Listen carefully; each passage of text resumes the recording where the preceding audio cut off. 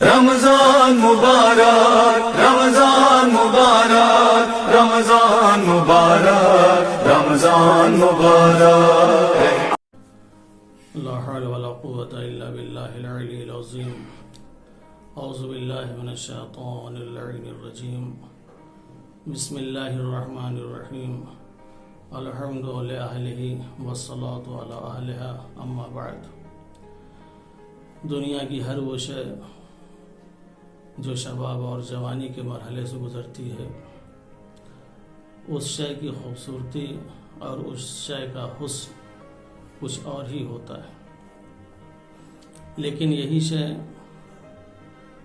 جو شباب اور جوانی کے مرحلے سے گزرتی ہے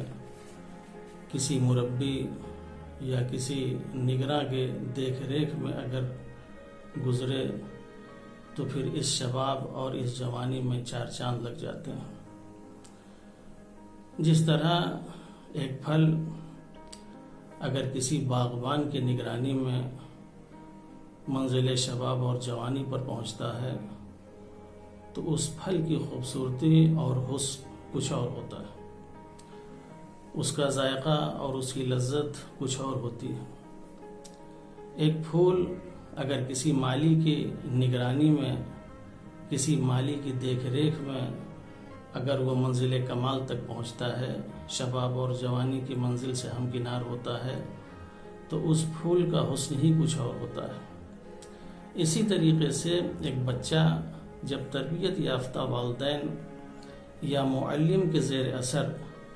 منزل شباب اور جوانی پر پہنچتا ہے تو اس کی جوانی اور اس کا شباب بہت ہی حسین اور بہت ہی خوبصورت ہوتا ہے، اور صرف اس کا ظاہر ہی خوبصورت نہیں ہوتا بلکہ ظاہر کے ساتھ ساتھ اس کا باطن بھی خوبصورت ہوتا ہے۔ صورت کے اعتبار سے اس کی سیرت بھی خوبصورت ہوتی ہے، اس کا کردار بھی خوبصورت ہوتا ہے، اس کا اخلاق بھی خوبصورت ہوتا ہے، ہر اعتبار سے وہ انسان خوبصورت نظر آتا ہے، روحانی اعتبار سے بھی، جسمانی اعتبار سے، مادی اعتبار سے بھی اور معنوی اعتبار سے بھی۔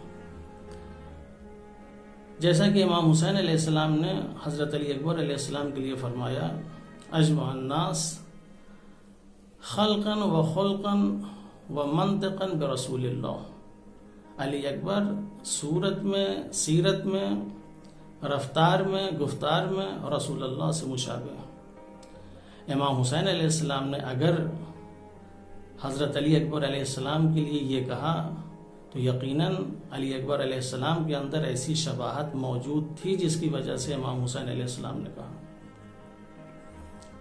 ورنہ کبھی امام حسین علیہ السلام یہ نہ کہتے۔ کہاں علی اکبر علیہ السلام، کہاں پیغمبر اسلام کی ذات جو افضل الانبیاء ہے، جو خاتم الانبیاء ہے، جو آدم سے لے کے عیسیٰ تک تمام نبیوں سے افضل ہے، اس کے لیے کہہ رہے ہیں کہ میرا علی اکبر ان سے مشابہ ہے، تو یقیناً صورت کے اعتبار سے بھی علی اکبر علیہ السلام مشابہ تھے اور سیرت کے اعتبار سے بھی مشابہ تھے، اس لیے کہ حضرت علی علیہ السلام کی جو تربیت ہوئی تھی ایسے خانوادے میں، ایسے گھرانے میں اور ایسے افراد کے ذریعے ہوئی تھی کہ یقیناً ان کی صورت اور سیرت ایسی ہونی ہی چاہیے تھی۔ یہ خطاب امام حسین علیہ السلام نے یوں ہی نہیں دیا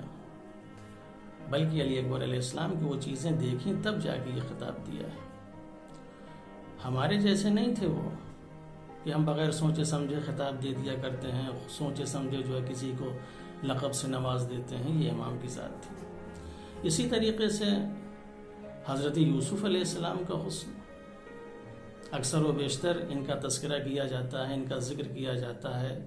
یوسف علیہ السلام کے حسن اور خوبصورتی کی مثال دی جاتی ہے، قرآن مجید میں ان کے حسن کا تذکرہ ہے، پورا سورہ یوسف علیہ السلام کے نام سے موجود ہے کہ یوسف علیہ السلام اتنے حسین تھے، اتنے خوبصورت تھے کہ زلیخا ان کی دیوانی ہو گئی۔ زلیخا کا دیوانہ ہونا یہی بتا رہا ہے کہ اس کی دیوانگی جناب یوسف علیہ السلام کے حسن کی وجہ سے تھی، اور یہ حسن جو حضرت یوسف علیہ السلام کے اندر تھا یہ حسن صرف ظاہری حسن نہیں تھا، ظاہری حسن سے کہیں زیادہ حسن حضرت یوسف علیہ السلام کا باطنی حسن تھا۔ جتنا ان کا ظاہر خوبصورت تھا اس سے کہیں زیادہ ان کا باطن خوبصورت تھا۔ یہی باطن کی خوبصورتی ہی تھی کہ جس نے